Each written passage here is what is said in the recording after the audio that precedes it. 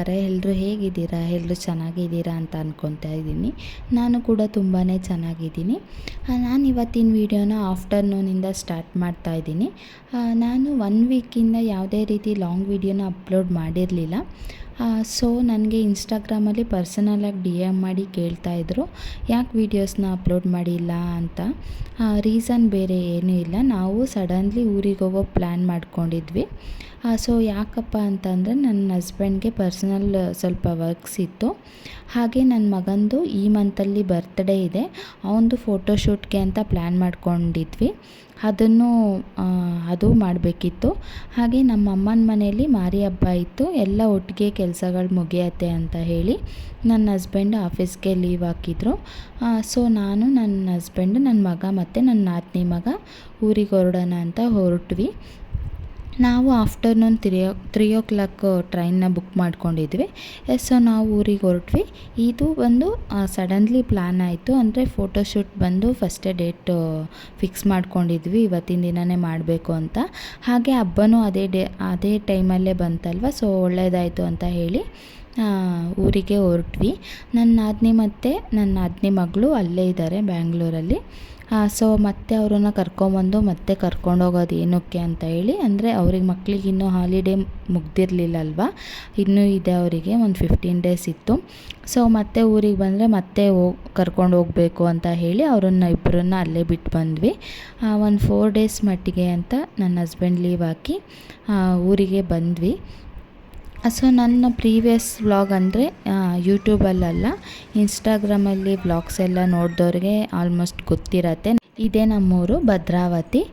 So ಇಲ್ಲಿ ಭದ್ರಾವತಿಯಿಂದ ನಮ್ಮ ಮನೆಗೆ, ಅಂದರೆ ಅಮ್ಮನ ಮನೆಗೆ ಒಂದು 20 minutes ಆಗುತ್ತೆ. ಸೊ ನಮ್ಮದು ಬಂದು ಲಾಸ್ಟ್ ಬಸ್ಸು ನಮ್ಮೂರಿಗೆ ಇರೋದು 8 o'clockಗೆ ಲಾಸ್ಟ್ ಬಸ್ ಆಗಿರುತ್ತೆ. ಸೊ ಈ ಟ್ರೈನ್ ಯಾವಾಗ್ಲೂ 7:30ಗೆ ರೀಚ್ ಆಗ್ತಾಯಿತ್ತು, ಬಟ್ ಇವತ್ತು ಸ್ವಲ್ಪ ಡಿಲೇ ಆಯಿತು. 8:15 ಹಂಗೆ ರೀಚ್ ಆದ್ವಿ ಭದ್ರಾವತಿಗೆ. ನಾನು ಬಸ್ ಇನ್ನೇನಿರಲ್ವಲ್ಲ, ಸೊ ಆಟೋಲೇ ಹೋಗೋಣ ಅಂತ ನಾನು, ನನ್ನ ಮಗ ಆಟೋಲೇ ಹೋದ್ವಿ ಮನೆಗೆ. ಇವರು ನನ್ನ ನಾದಿನಿ ಮಗ ಮತ್ತು ನನ್ನ ಹಸ್ಬೆಂಡು, ಅವ್ರ ಮನೆ ಇಲ್ಲೇ ಇದೆ. ಸೊ ಅವ್ರು ಇಲ್ಲೇ ಸ್ಟೇ ಆದರು. ಅವರಿಗಿಲ್ಲೇ ಸ್ವಲ್ಪ ಕೆಲಸ ಇದೆ, ನಾನು ಇಲ್ಲೇ ಸ್ಟೇ ಮಾಡ್ತೀನಿ ಅಂತ ಹೇಳಿ ಅವರಿಲ್ಲೇ ಉಳ್ಕೊಂಡ್ರು. ನಾನು ಮಾತ್ರ ಹೋದೆ. ಮನೆಗೆ ಹೋಗೋ ಅಷ್ಟರಲ್ಲಿ 9 o'clock ಆಗೋಗಿತ್ತು. ಸೊ ತುಂಬ ಲೇಟಾಗಿ ಹೋಗ್ಬಿಟ್ಟಿತ್ತು ಮನೆಗೆ ಬರೋ ಅಷ್ಟರಲ್ಲಿ. ನಾನು ಅಲ್ಲಿಂದ ಮನೆಯಿಂದ ಬರುವಾಗಲೇ ಅವನಿಗೆ ನೈಟ್ ಊಟಕ್ಕೆಲ್ಲ ರೆಡಿ ಮಾಡ್ಕೊಂಬಂದಿದ್ದೆ. ಸೊ ಟ್ರೈನಲ್ಲೇ ಅವನಿಗೆ ಊಟ ಮಾಡಿಸ್ಕೊಂಡೆ. ನಾನು ಮನೆಗೆ ಬಂದು ಊಟ ಮಾಡಿ ರೆಸ್ಟ್ ಮಾಡಿದ್ವಿ. ನೆಕ್ಸ್ಟ್ ಡೇ ಫೋಟೋಶೂಟಿಗೆ ಹೋಗಬೇಕಿತ್ತು. ನಾವು ಆಲ್ರೆಡಿ ಪ್ಲ್ಯಾನ್ ಮಾಡ್ಕೊಂಡಂಗೆ ನನಗೆ, ನನ್ನ ಹಸ್ಬೆಂಡ್ಗೆ ಮತ್ತು ನನ್ನ ಮಗನಿಗೆಲ್ಲ ಕಾಸ್ಟ್ಯೂಮ್ ಎಲ್ಲ ಆಲ್ರೆಡಿ ರೆಡಿ ಮಾಡಿ ತಂದು ಇಟ್ಕೊಂಡಿದ್ದೆ. ತಗೊಂಡು ಅವ್ರು ಬೇಗನೆ ಬರೋಕ್ಕೆ ಹೇಳಿದರು. ಸ್ವಲ್ಪ ಅಂದರೆ ಬಿಸಿಲು ಬೀಳೋಕ್ಕಿಂತ ಮುಂಚೆನೇ ಫೋಟೋಸ್ ತೆಗೆದ್ರೆ ಚೆನ್ನಾಗಿರುತ್ತೆ, ಆವಾಗಲೇ ಚೆನ್ನಾಗಿ ಬರೋದು ಕೂಡ ಅಂತ ಹೇಳಿದರು. ಒಂದು 7 ಇಲ್ಲ ಒಂದು 8 o'clock ಅಷ್ಟೊತ್ತಿಗೆ ಬರೋಕ್ಕೆ ಹೇಳಿದರು. ನಾವು ಆ ಲೊಕೇಶನ್ಗೆ ರೀಚ್ ಆಗೋಷ್ಟರಲ್ಲಿ 9 o'clock ಆಗಿಬಿಟ್ಟಿತ್ತು. ತುಂಬಾ ಲೇಟ್ ಆಗಿಬಿಟ್ಟಿತ್ತು. ಬಟ್ ಬಿಸಿಲೇನು ಇರಲಿಲ್ಲ, ಸ್ವಲ್ಪ ಮಳೆ ಮೋಡ ಆದಂಗೆ ಆಗಿತ್ತು, ಬಿಸಿಲೇನಿರಲಿಲ್ಲ. ಸೊ ಅಲ್ಲಿ ಕ್ಲಿಪ್ಪಿಂಗ್ಸ್ನ ತೊಗೊತಾ ಇದ್ರು ಅವರು. ಬಟ್ ನನ್ನ ಮಗ ಅಂತೂ ತುಂಬಾ ಹಠ ಮಾಡ್ತಾಯಿದ್ದ. ಫಸ್ಟ್ ಡ್ರೆಸ್ಸಲ್ಲಂತೂ ತುಂಬಾ ಹಠ ಮಾಡ್ತಾಯಿದ್ದ. ಜರ್ನಿಯಲ್ಲಿ ಮಾಡ್ಕೊಂಬಂದಿದ್ದು ಬೇರೆ, ಅವನಿಗೆ ಸ್ವಲ್ಪ ಟಯರ್ಡ್ನೆಸ್ ಇತ್ತು ಅನಿಸುತ್ತೆ. ನಿದ್ದೆ ಬೇರೆ ಸರಿಯಾಗಲಿಲ್ಲ. ಬೇಗ ಎಬ್ಬರಿಸ್ಕೊಂಡು ಕರ್ಕೊಂಬಂದಿದ್ವಿ, ಮಲಗಿದ್ದೇ ಲೇಟು, ಬೇಗ ಎದ್ದುಬಿಟ್ಟಿದ್ದ ಬೆಳಗ್ಗೆ.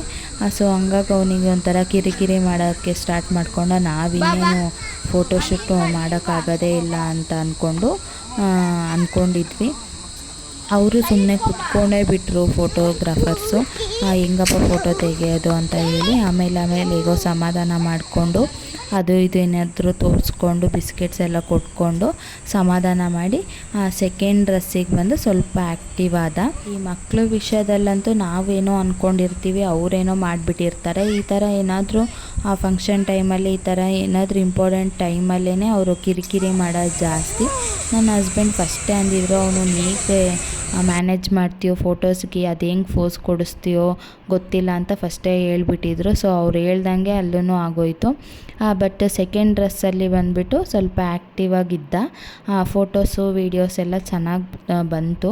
ನಾನು ಅವನ ಬರ್ತ್ಡೇ ದಿನ ರಿವೀಲ್ ಮಾಡ್ತೀನಿ, ಒಂದು ಏನು ಫೋಟೋಸು ಯಾವ ಥರ ಫೋಟೋಶೂಟ್ ಮಾಡಿದ್ದೀವಿ ಅಂತ ಹೇಳಿ ಅವತ್ತಿನ ದಿನ ರಿವೀಲ್ ಮಾಡ್ತೀನಿ, ನಿಮ್ಮೆಲ್ಲರ ಜೊತೆನೂ ಶೇರ್ ಮಾಡ್ಕೊತೀನಿ. ಹಾಗೆ ಫೋಟೋಶೂಟು ಹೇಗೋ ಕಂಪ್ಲೀಟ್ ಮಾಡಾಯಿತು. ಆಫ್ಟರ್ನೂನ್ ಒಳಗೆ ಮುಗಿಸ್ಕೊಟ್ರು ಅವರು. ಮನೆಗೆ ಹೋದ್ವಿ. ನೆಕ್ಸ್ಟ್ ಡೇ ಬಂದು ಮಾರಿ ಹಬ್ಬ ಅಂತ ಹೇಳಿದ್ನಲ್ವ, ನೆಕ್ಸ್ಟ್ ಡೇ ಅದು ಇದ್ದಿದ್ದು.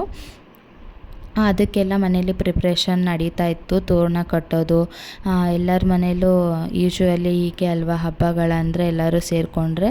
ಅಂದರೆ ಇನ್ನೂ ನಮ್ಮ ಅಕ್ಕ ಅವರಿಬ್ಬರು, ನಾನು ಮಾತ್ರ ಫಸ್ಟ್ ಡೇ ಹೋಗಿದ್ವಿ. ನನ್ನ ತಂಗಿ ಇನ್ನೂ ಬಂದಿರಲಿಲ್ಲ, ಅವಳಿಗೆ ಆಫೀಸು 3 ಡೇಸ್ ಲೀವ್ ಹಾಕಿದ್ಲು ಅಷ್ಟೇ.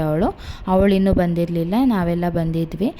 ಸೊ ತೋರಣ ಎಲ್ಲ ಕಟ್ಟೋದು ಎಲ್ಲ ಮಾಡ್ತಾಯಿದ್ವಿ. ಕೈಗೆ ಮೆಹಂದಿ ಎಲ್ಲ ಹಾಕ್ಸ್ಕೊಂಡು ತುಂಬ ದಿನ ಆಗಿಬಿಟ್ಟಿತ್ತು ನಾನಂತೂ ಮೆಹಂದಿ ಹಾಕ್ಸ್ಕೊಂಡು. ಸೊ ಯಾರಿಗೆ ತಾನೇ ಇಷ್ಟ ಆಗಲ್ಲ ಅಲ್ವಾ ಮೆಹಂದಿ ಹಾಕ್ಸ್ಕೊಳ್ಳೋಕ್ಕೆ. ಸೊ ಆಲ್ಮೋಸ್ಟ್ ಎಲ್ಲ ತೋರಣ ಕಟ್ಟೋದೆಲ್ಲ ಫಿನಿಶ್ ಮಾಡಿಕೊಂಡು ಬೆಳಗ್ಗೆ ಎದ್ದು ರಂಗೋಲಿ ಹಾಕ್ಕೊಳ್ಳೋಣ ಅಂತ ಹೇಳಿ ಊಟ ಮಾಡಿ ಮಲ್ಕೊಂಡ್ವಿ. ಸೊ ಇವತ್ತಿನ ವ್ಲಾಗ್ನ ಇಲ್ಲಿಗೆ ಎಂಡ್ ಮಾಡ್ತಾಯಿದ್ದೀನಿ. ಐ ಹೋಪ್ ಈ ವಿಡಿಯೋ ನಿಮ್ಮೆಲ್ಲರಿಗೂ ಇಷ್ಟ ಆಗುತ್ತೆ ಅಂತ ಅಂದ್ಕೊಂಡಿದ್ದೀನಿ. ನನ್ನ ವಿಡಿಯೋನ ಯಾರೆಲ್ಲ ಸಬ್ಸ್ಕ್ರೈಬ್ ಮಾಡ್ಕೊಂಡೆ ನೋಡ್ತಾ ಇದ್ದೀರಾ, ಪ್ಲೀಸ್ ಸಬ್ಸ್ಕ್ರೈಬ್ ಮಾಡಿಕೊಂಡು ನೋಡಿ, ಸಪೋರ್ಟ್ ಮಾಡಿ ಅಂತ ಕೇಳ್ಕೊತಾ ಇದ್ದೀನಿ. ನೆಕ್ಸ್ಟ್ ವ್ಲಾಗಲ್ಲಿ ಸಿಗ್ತೀನಿ. Thank you.